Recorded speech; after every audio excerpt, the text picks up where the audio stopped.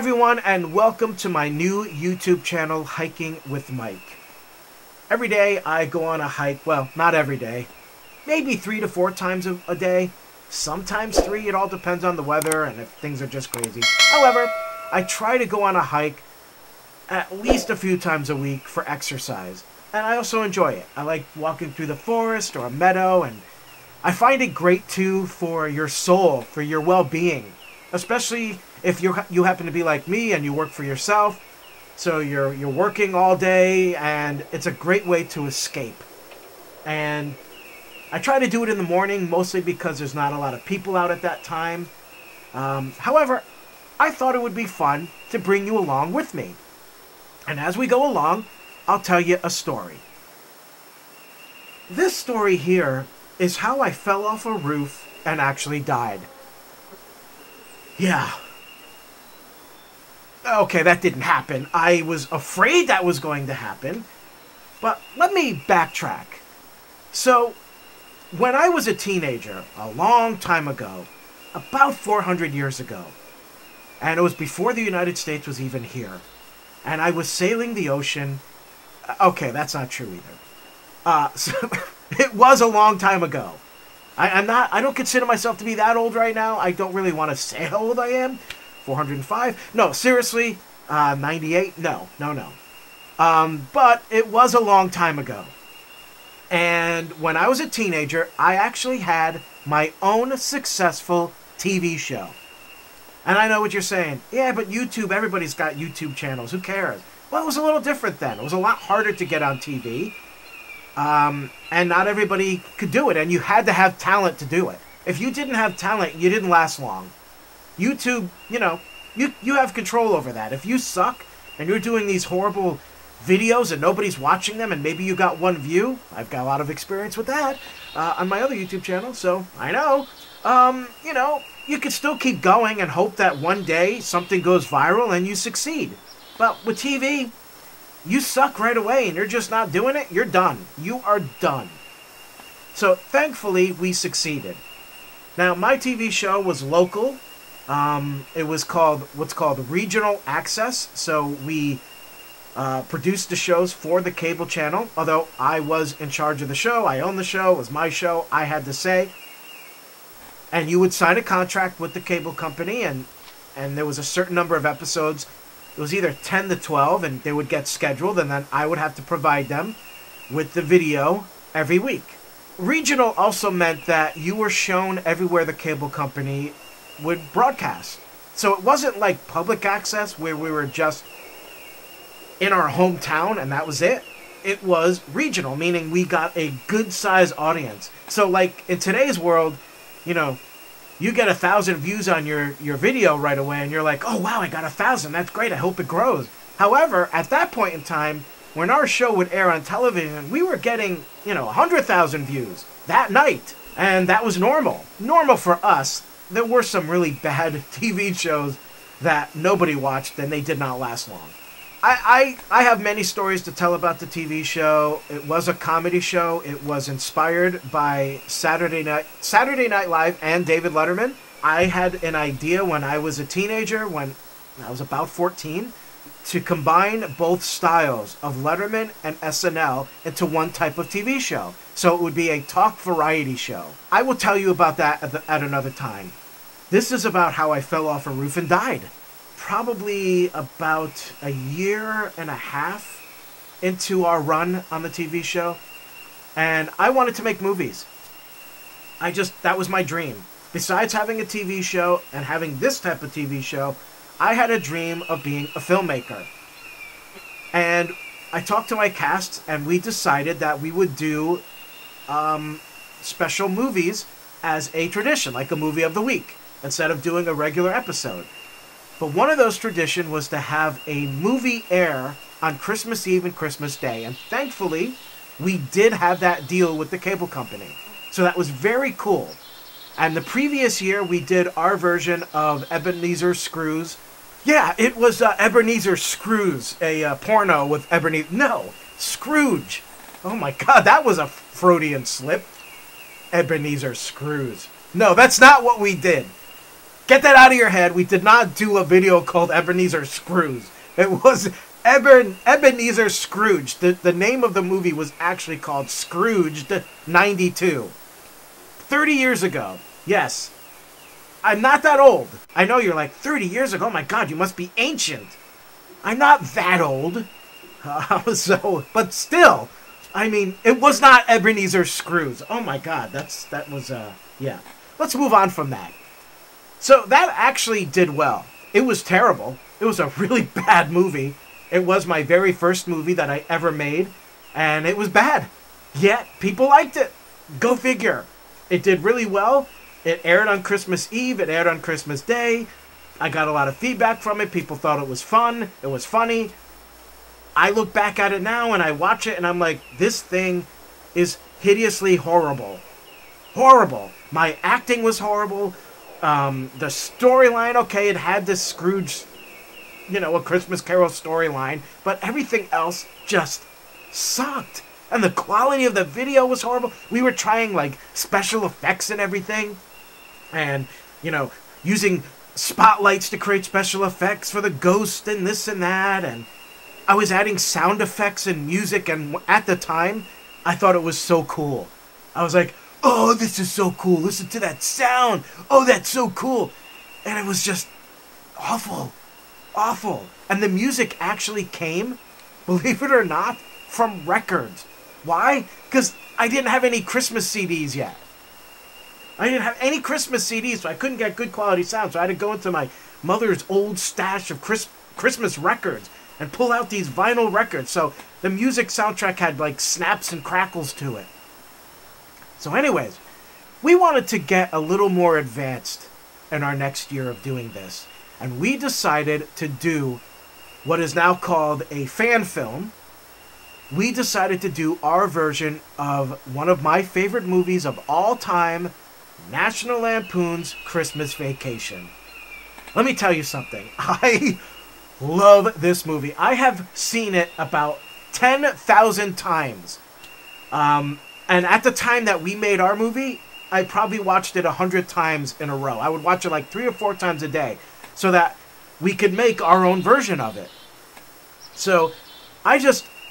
If I had, like, let's say I needed a medical procedure, and the doctor said to me, okay, Mike, so this medical procedure involves us having to do something that's going to make you lose your memory for a short time. And a couple days, and then it'll come back and you'll be fine. And you will remember all of this. Even while you're suffering memory loss, you'll remember that. So I just want you to know that, so you're warned. I would say to the doctor, hey doctor, make sure that after you inject this stuff in me and I lose my memory, that you have a TV with National Lampoon's Christmas Vacation, because I want to experience it all over again, what it was like the first time I watched it. And also make sure you have some padding on the floor, because the first time I watched it, I was laughing so hard I fell off my couch onto the floor. I could not stop laughing. And I would love to be able to experience that again, of what it was like the first time I watched that movie. Oh my God.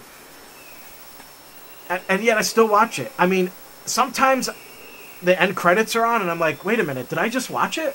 Like, I'm so used to seeing it. And I only watch it at Christmas time. I don't watch it the rest of the year, but typically I'll watch it Christmas Eve. And yeah, I've seen it so many times now that I kind of veer off. And I'm like, wait a minute, I missed the whole movie. This year it's going to be a little different because they announced that the movie is coming out, I think a month from now, on 4K. So I'm hoping that it's been fully remastered and it's kind of like seeing it for the first time and seeing it in a little different way. But anyways, so I was so excited to make our version of this movie. So excited. It consumed me because I had to write a script. I had to figure out how we were going to make ours because we don't have anything of what they had. That was a big Hollywood production. And we're just this little low-budget TV show. Plus, we had to make it kind of fit in with our TV show. So we called it, my TV show was called Comedy After Dark. I actually have another YouTube channel, and every episode is on that channel. It was called Comedy After Dark's Christmas Vacation. And so I had to write a script and develop each character and the makeup for each thing and who was going to play who. We had a small crew, and so we had to play multiple characters. So I played Clark Griswold, I played Art, and I played the guy who delivers the envelope that had the Jelly of the Month Club in it.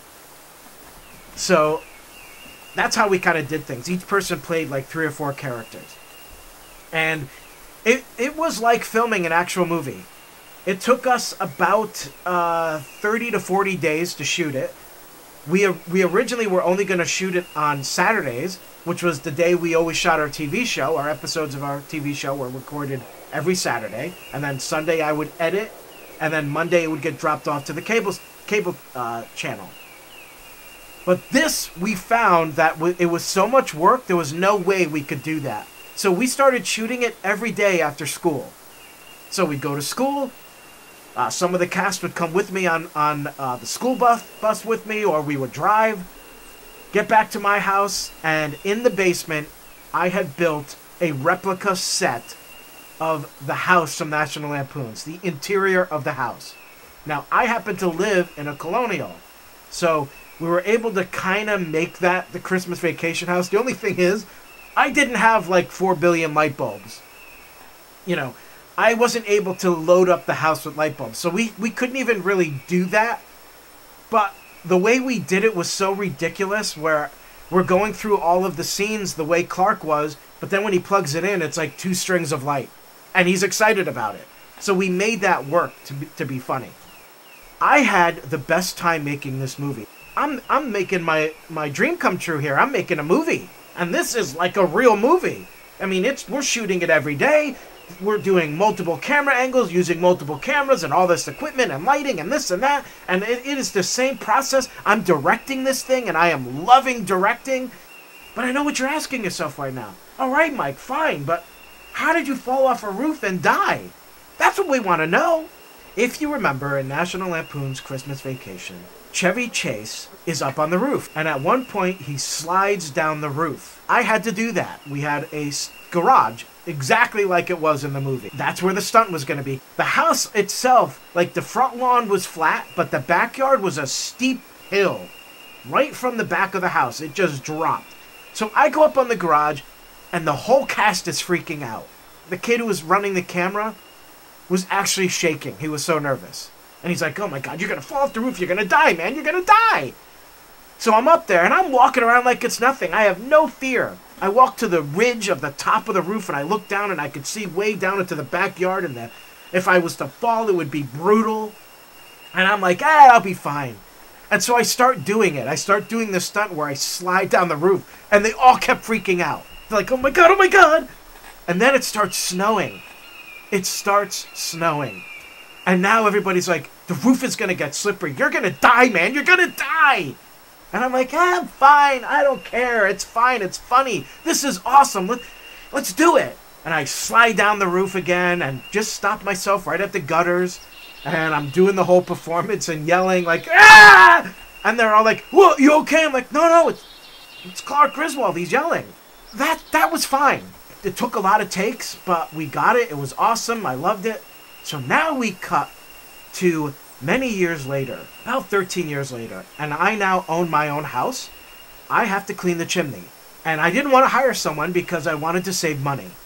And it just so happens the previous owner left all the tools to actually clean the chimney. So I thought, well, it's all here.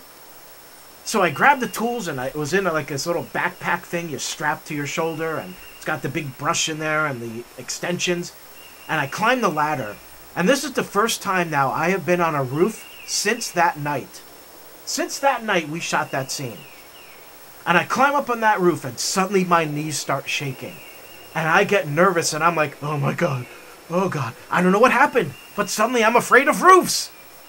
So I had to do it. I go up there, and I grab that chimney, and I start putting the extensions on, and I'm putting the brush through, and I'm shaking like crazy. And I'm like, oh my God. So that put this fear into me. I don't know why it happened.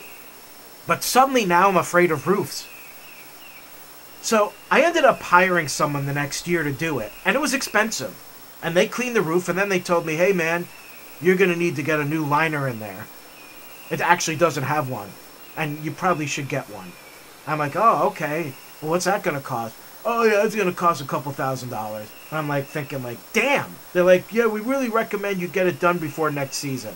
I decide, you know what? I'm doing it myself. So I buy the liner, and the chimney itself is about 25 feet tall. And my house is a ranch, so it's not that high up. I get it all ready to go. I do all the prep work you got to do to the actual lining. And now the next step is for me to go up on the roof and put the liner inside the chimney. And then you seal it up at the top. There's some things you got to do. And then some things in the bottom. Inside the house, you got to connect this to that. And then you're done. I procrastinated for days and days and days. I just kept walking around the house. I was pacing. I was like, I can't do this. All right, come on, man. You can do it. You can go up there and you can do it. Let's go. And I try to psych myself up. I grab the ladder. I put it up against the house. I'd start climbing the ladder, and then I'd look at the gutters, and I'd be like, you know, these gutters need to be cleaned. I could do it tomorrow. And so I'd clean the gutters out. Then the next day comes along. I'm like, all right, you can do it. You can do it. Come on. It's starting to get cold now. You want to run a fire, and you want to have a fire tonight, so let's get this done. Come on, man. You can do it. You can do it. All right. Get the ladder out there. I grab that chimney liner, and I start climbing up the ladder, and I'm like, you know, I got to do some weeding out there, and I need to mow the lawn. We could do this tomorrow. We could do it tomorrow. I feel so much better. Mow the lawn, do the weeding. Next day, it's like cold now. It's like, you know, they're saying it's going to be like 20 degrees at night. I'm going to need to get my wood stove up and running to warm my house. All right, I got to do it. Got to do it. So I don't know how long it took. I think it was like 5 years later I finally got to it. And I grabbed that chimney liner. Now, keep in mind, I said the chimney is about 25 feet, and I needed, I think, 20 feet of chimney liner. And so I climb up the roof with that thing, and I am so damn nervous. I was freaking out. And I'm like shaking, and I'm like, I'm going to fall. I am going to fall off this roof and die. And so I get the chimney liner, and I get it into the chimney, and here's the worst part. That chimney liner is now 20 feet up in the air as I'm feeding it through. And at one point, like only like a foot in, it got stuck. And I'm like looking at the chimney, and I'm moving it up, and then I had to look up, and I should not have done that. Because that freaked me out. Seeing that chimney liner way up in the air while I'm up at that height, I was like, my knees were wobbling, and I'm holding onto that chimney. And I start feeding it through. And I finally get it in. And I just wanted to get off that damn roof. So I button up the top. I get all the work done, sealed up. I get the cap back on. It is done. And I feel relief. And I turn and walk away from that chimney. And my boots slipped. And I slid off the chimney and I died. I was dead. I'm still dead right now. Alright, so I didn't actually die. And I really didn't fall off the roof. But I did slip. And I continued to clean my chimney after that, but was terrified doing it. I don't know why. And I think back to when I was a teenager, shooting the Christmas Vacation movie, and I had no problem walking around on that roof and sliding down on purpose. And now suddenly I'm like this? I don't know.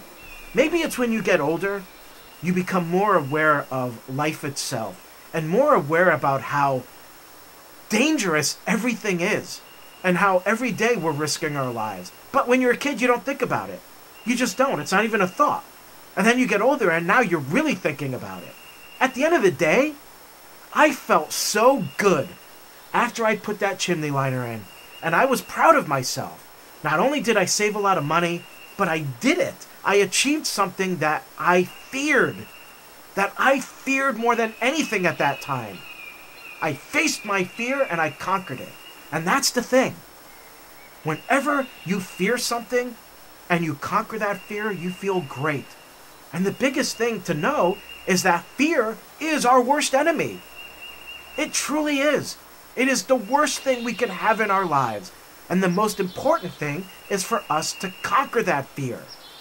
So yeah, I didn't really fall off the roof and die, but I almost did. And now, a shameless plug. This is Mike with a shameless plug. Yes, I have multiple websites, and I would like to introduce you to the first one, which is MikeMBurkeDesigns.com. If you're looking for cool items to add to your home, you will find plenty of items here. Everything here is designed by me, my own personal designs. So check out MikeMBurkeDesigns.com. There's a lot of great gift items for Christmas, for birthdays, cool items to add to your living room, your bedroom. So have a look at MikeMBurkeDesigns.com.